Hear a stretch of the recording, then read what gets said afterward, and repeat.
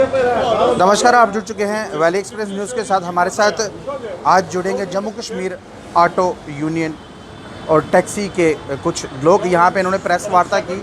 आखिरकार प्रेस वार्ता करने का मकसद क्या था, किन कारणों से इन्होंने की, हम इनसे जानेंगे। सर, पहले हमें ये बताएं, आपने एक बार फिर से जो है प्रेस कॉन्फ्रेंस की, क्योंकि आप ऑटो रिक्शा और छोटी गाड़ियों के जो नुमाइंदे हैं वो बन के उभरे हैं। क्या कारण है आज करने का?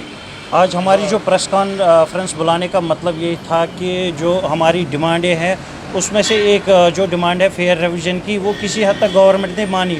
उसकी नोटिफिकेशन निकली है या निकलेगी एक दो दिन में। तो जो हमारी बाकी डिमांड्स है, जैसे कि वेविंग ऑफ पेनल्टीज़ है, जो हमारे ड्राइवर हजरात हैं उन पे फिटनेसेस पे पेनल्टीज़ लग रही है, परमिट्स पे पेनल्टीज़ लग रही है। हम गवर्नमेंट से ये मुतालबा करते हैं कि हमें वन टाइम एमनेस्टी दी जाए। अगर ये हमारी जो स्टेट थी वो यूटी बन गई तो हम ट्रांसपोर्टरों को मिला क्या? उल्टा हमसे पेनल्टीज़ ली जा रही है, जिसका हम सेंट्रल गवर्नमेंट से मुतालबा कर रहे हैं कि हमारी जो पेनल्टीज़ है, खासकर जो फिटनेसेस पे लग रही है, परमिट्स पे लग रही है, हमारे लाइसेंस पे लग रही है, वो वेविंग ऑफ हो। 370 का जब एब्रोवेशन हुआ था उसमें क्या आपको मिला और क्या गया? जो 370 एब्रोगेशन हुआ उसमें तो हमें मिला तो कुछ नहीं, उल्टा हम पे जो पेनल्टीज़ है वो लगी। जब वो हुआ उसमें, जैसा कि आप सबको पता है कि उस टाइम जो नेट था, सारा सिस्टम बैठा हुआ था, यहाँ तक कि फ़ोन भी बैठे हुए थे। जब हम अपने डॉक्यूमेंट्स रिन्यू करने जाते थे तो नेट बैठा हुआ था। 2G चलता, 2G तो बाद में चला, वो तो दिसंबर के बाद में चला। जो उसका अगस्त से दिसंबर तक का टाइम था, जो हमारे परमिट्स थे, फिटनेसेस पे पेनल्टीज़, हम उस टाइम भी गए। हमने उन हालात में भी आला हुकाम के साथ राबिता किया। हमें कहा गया कि आप टेंशन ना लें, कोई पेनल्टीज़ नहीं ली जाएगी आपसे। लेकिन आज के डेट में हमें 19 की जो पेनल्टीज़ है वो भी ली जा रही है।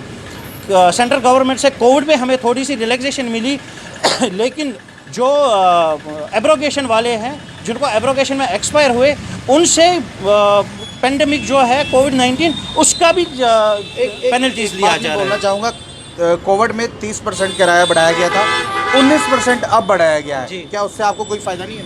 19% जो हमारी डिमांड थी वो 30% की थी। जो हमारा ऑटो सेगमेंट में उसका 40% तक हमारा होना चाहिए था, लेकिन वो हुआ नहीं। अब जो ये हल्का फुल्का 19% हुआ, क्योंकि ये खाली पेट्रोल डीजल हम देखे, उसमें हाइक नहीं हुआ।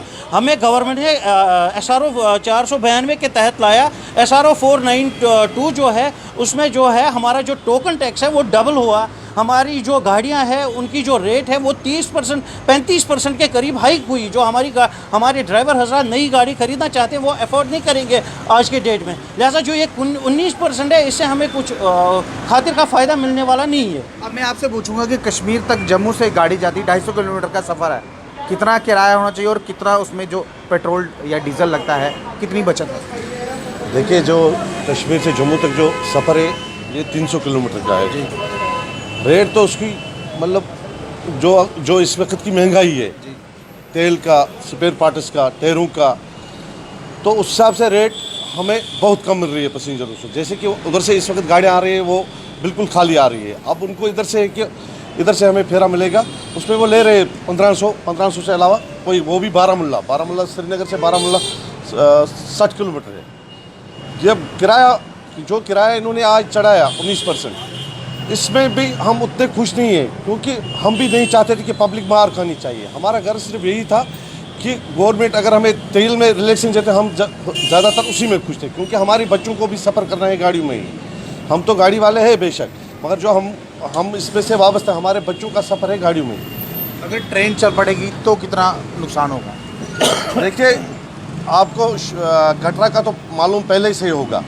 कटरा में जब ट्रेन का ये सिस्टम गया, पहले उधर रास्ते बनाए गए, मगर बदकिस्मती का ये आलम है कि जब कश्मीर में इन्होंने ट्रेन ली, उधर तो रास्ते ही नहीं है। पहले इन्होंने ट्रेन थ्रो की, वो उस वक्त जो उस वक्त की हुकूमत थी वो उनकी नाहली थी, ना समझी थी। पहले इनको रोड थ्रू करने थे, 4 लाइन बनाना था, क्योंकि कश्मीर वैली में काजीगुंड से श्रीनगर तक, काजीगुंड से कमान पोस्ट तक, काजीगुंड से टंगडार तक रोडों का बड़ा सख्ती है। जाम में लगे हुए, अगर कोई बीमार होता है, जिसको आना जाना होता है, इस तरह का सफ़र बड़े परेशानी में मुब्तला होते हैं। सर, टोल टैक्सेस बढ़े हुए हैं, गाड़ी यहाँ से जाती है, कहना कि जो टोल टैक्स है कटवा के जाती है। अगर उसके पास फास्ट ट्रैक नहीं है तो उसको किराया जो टोल टैक्स है वो डबल पड़ता है, क्या उससे भी नुकसान है? जी, उससे तो बहुत बड़ा नुकसान है। जब फास्टैग नहीं होता हमें 100 के बदले 200 रुपये भरने पड़ते हैं, वो हमारे लिए बर्डन है।